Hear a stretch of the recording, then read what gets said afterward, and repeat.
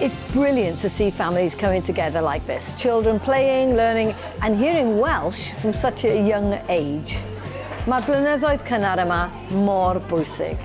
And places like this, run by Mudiad Meithrin, give children a really great start and bring parents together in the community.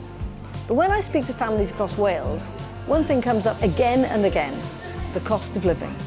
That's why Welsh Labour has a clear plan to help. Cheaper bus fares, lower energy bills and expanding childcare support for families. Cymorth ymarferol I deuluoedd, help people can actually feel in their daily lives. This election is about a new chapter for Wales, building a country that works for families again. And if you want that fairness you can feel, vote Welsh Labour this May.